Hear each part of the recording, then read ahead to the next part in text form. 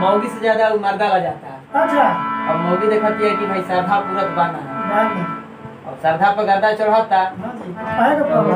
तो मौगी के खुद कहे के पड़ता कैसे कहती है दोनों एक जगह सुतल बात कि करवट फेराए गलम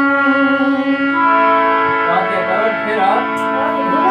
और काहे करेला शरम कि करवट फेराए गलम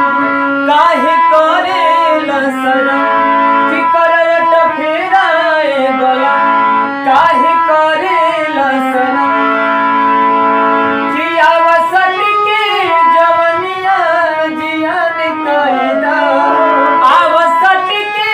जवनिया जियान कइदा राजा भलया कवरी में बिहान कइदा राजा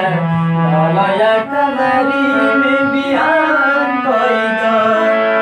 कि करवट फेराए बलम काहे करेला शरम अवसट के जवनिया जियान कइदा अवसट के जवनिया जियान कइदा राजा भलया कवरी में बिहान कइदा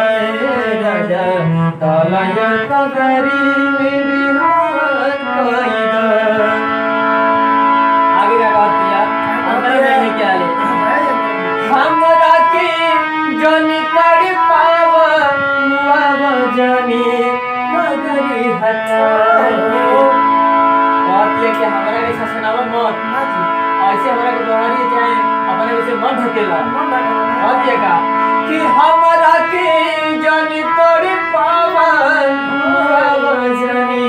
मगरी हटा के गोदिया में लेके रखनिया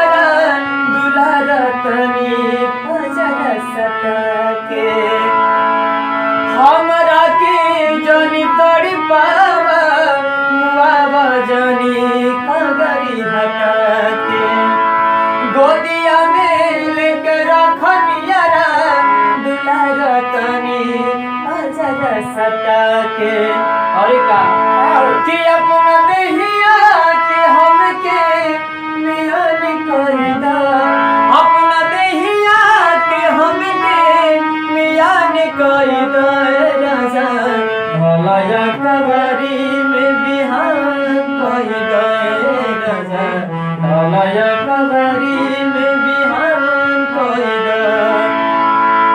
आगे का कहती है कि देखी ना फाटा जवानी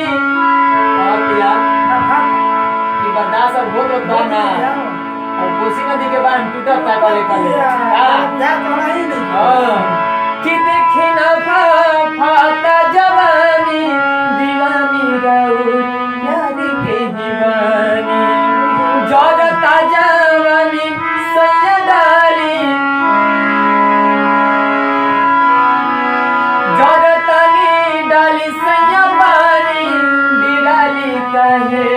गरी मन मानी कहता कि जवानी जरता लइके बा अभी जवानी पानी खोजता एकरा में डाल जोन मन बतावन कर लेकिन बहरी भागो मत हमरा से का कि देखी ना फाटा जवानी दीवानी राउर प्यार के दीवानी जरतनी डाली सैया पानी दिलाली कहे करी मन मानी कदम यार कि ये लाल बहादुर ए गौतम पियाई को काम कइदा हे गौतम पियाई गो काम कइदा राजा भलया कवरी में बिहान कइदा राजा भलया कवरी में बिहान कइदा कि करवट फेरा